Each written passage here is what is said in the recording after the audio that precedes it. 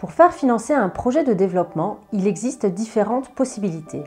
La première consiste à répondre à un appel à projet qui aura été émis par un organisme proposant d'octroyer une subvention à une initiative sur base de critères bien définis.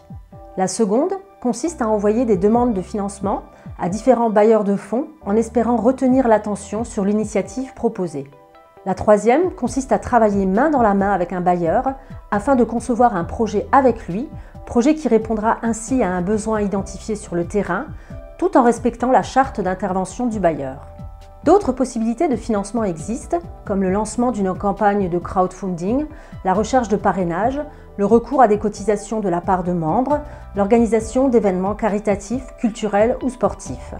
La recherche de financement pour des projets de développement est un métier à part entière qui nécessite une veille attentive et une mobilisation d'énergie importante. Dans ce module, nous nous attacherons à détailler le financement par appel à projet et l'envoi de demandes de financement.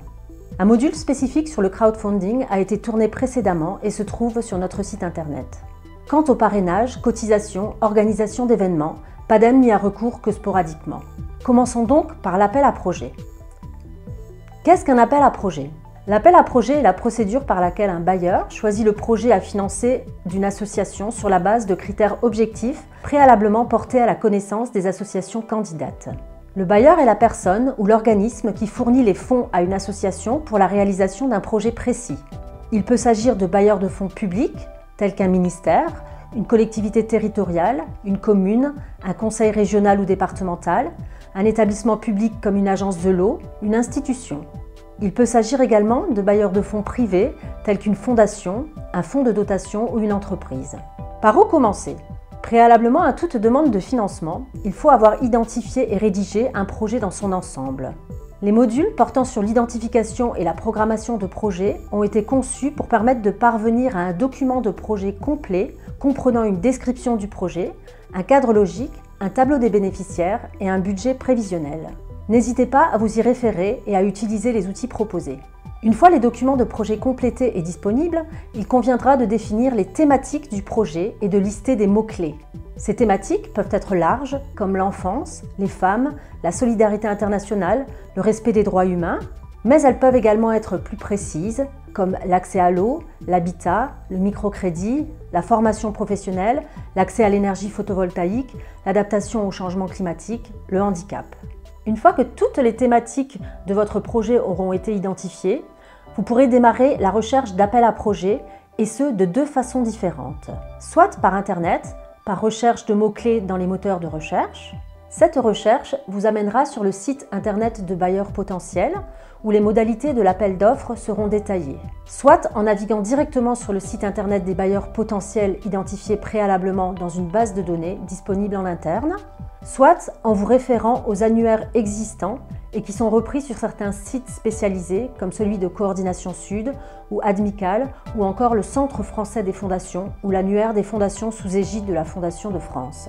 Une fois un appel à projet correspondant à la thématique de votre projet identifié, et si vous pensez que votre projet répond aux principales caractéristiques détaillées dans l'appel, vous n'aurez qu'à suivre les instructions détaillées sur le site du bailleur. En général, il s'agit de créer un compte pour votre organisation, permettant au bailleur de vous identifier, puis de remplir les différentes rubriques demandant des précisions sur votre organisation et votre projet, puis télécharger les documents annexes, souvent demandés en complément. Une fois toutes les rubriques complétées et les annexes téléchargées, vous pouvez soumettre votre dossier en ligne. N'oubliez pas de suivre votre demande. De temps en temps, il s'agit de se rendre sur le site internet du bailleur dans la rubrique « Mon compte ». Dans celle-ci figurera les informations sur l'état d'avancement de votre demande de subvention. Elle pourra être en cours, acceptée ou refusée. Détaillons à présent le processus de demande de financement libre. De quoi s'agit-il?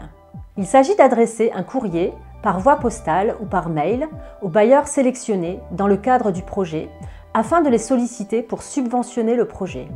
Au préalable, bien sûr, le projet devra avoir été identifié suivant les mêmes bases que ce que j'ai évoqué précédemment. La recherche de bailleurs peut se faire de plusieurs façons. Soit par Internet, par recherche de mots-clés dans un moteur de recherche, soit par la recherche d'organismes de financement dans les bases de données internes de votre organisation si elles existent. Celles-ci recensent les bailleurs de fonds par domaine d'intervention, pays d'intervention, type d'organisme, privé ou public. Soit en vous référant aux annuaires existants, comme précisé précédemment. L'ONG peut aussi contacter d'abord personnellement un bailleur afin de mieux cerner ses critères. Cela permet également de créer un premier lien et cela évite une perte de temps et l'envoi de documents inutiles. L'idée est donc que je contacte un bailleur car je pense que j'ai un projet à lui proposer qui répond à ces critères, mais pour m'en assurer, je prends le temps de le contacter, par mail notamment, en lui présentant très brièvement les grandes lignes de ce que nous faisons, de qui nous sommes et un résumé bref du projet que j'aimerais éventuellement lui soumettre. Une fois un listing d'un nombre raisonnable d'organisations établi, il convient de préparer un mailing.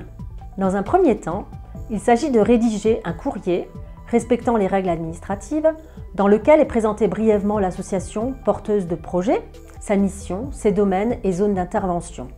Puis le projet en quelques phrases, son contexte, les actions mises en œuvre, le nombre de bénéficiaires, la stratégie de pérennité. L'enveloppe budgétaire du projet doit ensuite être précisée et une demande de participation financière totale ou partielle est évoquée. La demande de financement est ensuite envoyée, soit par voie postale, soit par mail, accompagnée de la proposition de projet et les annexes indispensables que sont le cadre logique du projet, le budget, le tableau des bénéficiaires. De temps à autre, n'oubliez pas de relancer les bailleurs. N'hésitez pas à renvoyer un mail ou à les appeler afin de faire le point avec eux sur l'avancée de votre demande de subvention.